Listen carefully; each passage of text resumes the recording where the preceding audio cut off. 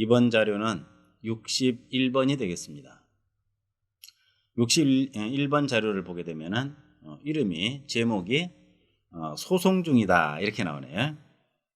인생살이 참 내일을 예측할 수 없습니다.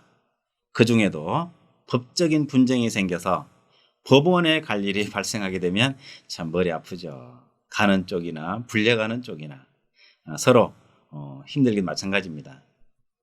더구나 더 깝깝한 것은 결과가 어떻게 될 것인가, 이 점이 또 참 답답하게 만드는 것 인생 중에 하나입니다. 어떡하죠? 소송이 발생했습니다. 어떻게 해결하면 좋을까요? 주로 소송은 피고가 물어보러 오는 경우가 비교적 많은 것 같습니다. 당했을 때 어떻게 될 것인가, 이런 경우가 되겠습니다. 우선 점괘를 보기 전에 사주도 한번 보면서 해석을 해보도록 하겠습니다. 자, 병신년, 나이 좀 드셨네요. 네, 당시 55세, 정유월, 병신일, 신묘시라. 용신 찾아볼까요? 네, 너무 쉽네요. 제다 신약, 이런 말 쓰죠. 재가 많아서 일간이 약하게 된 상태다. 제다 신약이다. 천간에 정, 병 있습니다. 아무런 힘이 없죠. 아무런 힘도 없는 병정, 도움이 어렵겠습니다. 통근이 안 되잖아요. 전혀 안 되죠. 묘가 하나 있습니다. 어떻게 했으면 좋겠어요. 근데 역시 쉽지 않네요. 이렇게 생하는 방법이 있으면 좋겠는데 이것이 없습니다. 상하 좌우로만 기가 통하는 것 같습니다. 이리 통하고 이리 통하고, 이 글자를 연결할 방법은 없네요. 여기서 막히고 여기서 막히고. 자, 이런 경우 어쨌든 필요한 것은 목이다. 화도 어쨌든 기대된다. 이렇게 말할 수 있겠습니다. 이럴 때 묘가 용신이냐 정이 용신이냐, 이런 걸 좀 자꾸 따지는 분들이 가끔 계세요. 근데 사실은 그럴 필요가 없습니다. 도움이 되면 되는 거죠. 목도 좋고 화도 좋습니다. 금이 너무 많으니까 화는 지금 현재 의미가 좀 커진다고 하겠습니다. 자, 근데 운에서 인목이 들어온다면 힘할 수 있을까요? 인목이 들어왔을 때. 묘가 들어도 마찬가지입니다. 원국이야 구석에 따라 박혀 있으니까 기대할 게 못 된다 하더라도 운에서 와도 이렇게 제가 버티고 있으니 어찌 기대를 해보겠는가. 참 운이 아쉽다. 천간은 갑을목이 들어와도 되겠습니다. 화가 있으니까 생을 받겠죠. 일간도 자체만 화니까. 신금이 있어서 말년에 들어오는 을목은 조금 감점은 있겠습니다만은, 그럼에도 불구하고 천간은 어쨌든 목생화가 된다. 지지가 어렵겠구나, 이런 정도로 이해를 해봅니다. 병화가 묘시에 태어나면 하나의 특징이 있습니다.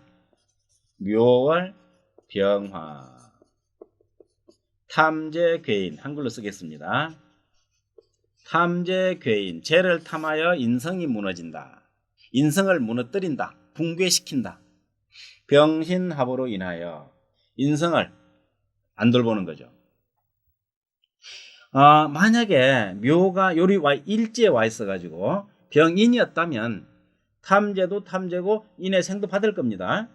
네, 그러나 이런 상황, 병일 묘시일 때는 도리 없이 탐재, 병신합을 피할 길이 없습니다. 만약에 병일 묘신데도 정묘나 계묘라면은 사실 잘못 적은 거겠죠. 제대로 적었다면 이와 같은 결과밖에 나올 수가 없습니다. 자, 이 사주를 가지고 살아가려면 소송 걸릴 가능성이 있네요. 무슨 뜻일까요? 재를 탐한다는 것은 항상 분쟁의 여지를 담고 있다는 이야기가 되겠습니다. 분쟁의 여지가 있다는 말은 누군가가 나에게 불만을 제기할 수 있고 그게 물질적으로 비중을 둔다면 소송을 당할 수도 있을 것입니다.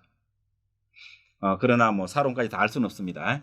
여하튼 이 사주는 물욕이 강하다 하는 얘기죠. 물욕이 강한데 그것을 내 주머니에 넣으려니까 늘 힘이 없다. 소나기가 힘이 꽉 잡아야 주머니에다가 넣을 텐데 힘이 없어 툭 떨어집니다. 마음만 그러죠. 굶은 범 같다. 굶은 범은 오만 것을 다 먹고 싶어 합니다. 굶었으니까 배는 크겠죠. 범이니까. 굶은 범 같은 이런 사주를 가지고 상담하러 왔다는 얘기는 상당히 다급하다는 얘기입니다. 상담할 돈도 아깝지 않을까요? 정제가 합의되어 있는데. 그런데 상담을 하러 왔습니다. 어찌하면 좋겠는가? 소송이라는 문제를 제기해 봤을 때 사주 자체가 뭐 상관이 있으면 소송한다? 예, 그런 거 해당 없는 얘기입니다. 살다 보면 소송도 걸리고 당하는 거지. 상관 경관이면 법정 갈 일이 생긴다. 이런 그 단편적인 해석은 별 의미가 없는 거로 봐도 되지 않겠나 싶습니다. 자, 이러한 사주를 가지고 언제 찾아왔는가? 경인년에 찾아왔습니다. 점괘가 이 오죽계가 참 아주 기특한 점이 하나가 있죠. 언제 왔는지 알 수 있다는 겁니다. 지나간 자료를 뒤져보더라도 경금 제가 떴구나. 경인년에는 돈 문제로 어려운 일이 생길 수 있겠구나. 이니 도움을 주겠는데 이게 참 아쉽게 걸립니다. 그리하여 경인년 상황은 조용히 산다면 괜찮아요. 뭔가 죄를 취하기 위해서 요동을 친다면 결과가 뜻같지 않을 수가 있겠다. 이렇게 해석을 하게 됩니다. 물론 이제 사업을 물었다면 그런 해석이 되겠는데 지금 소송을 물었습니다. 주제가 소송입니다. 소송이 일어났을 때 가장 1차적으로 볼 수 있는 것은 비겁을 봅니다. 투출된 비겁, 간에 비겁이 있는가 이걸 먼저 봅니다. 비겁이 있으면 그 비겁을 상대로 보면 됩니다.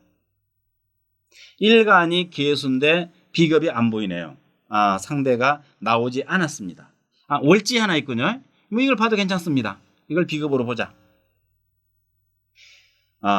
이러한 상황에서 천간에 나온 것이 제대로 된 비겁이라는 것을 1차로 보시고 뭐 참고 삼아 보는 것은 괜찮지만 사실은 내 자신의 상황이 매우 불리합니다. 왜? 이 글자, 이 비겁은 어디를 장악하고 있습니까?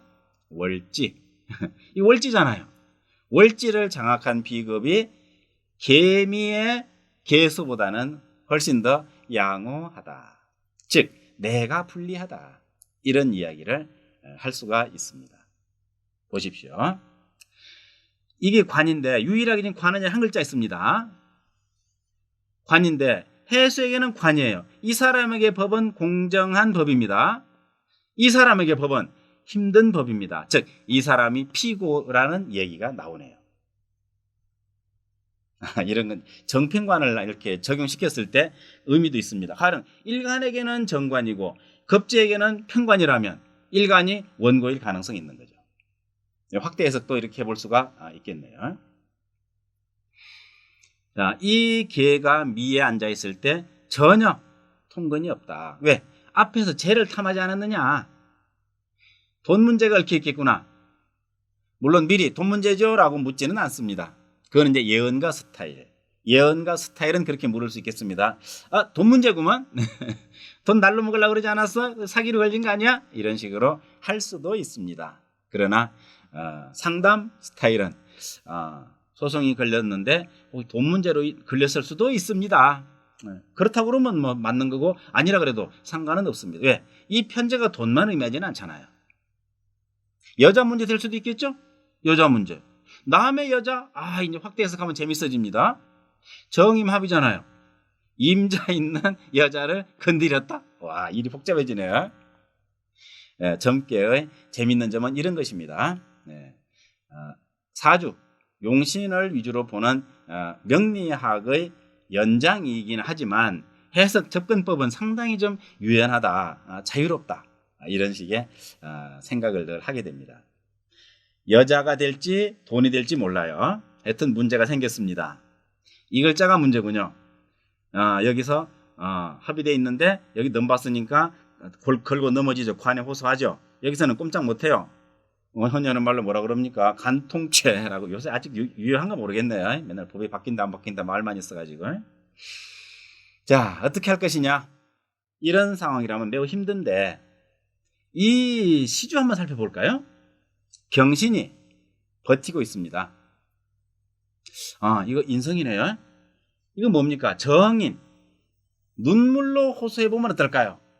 상대방의 감정에. 이것이 깔끔하게 해결되기 위해서는 현상에게 토생금으로 해가지고 유통시키는 수밖에 없지 않겠느냐.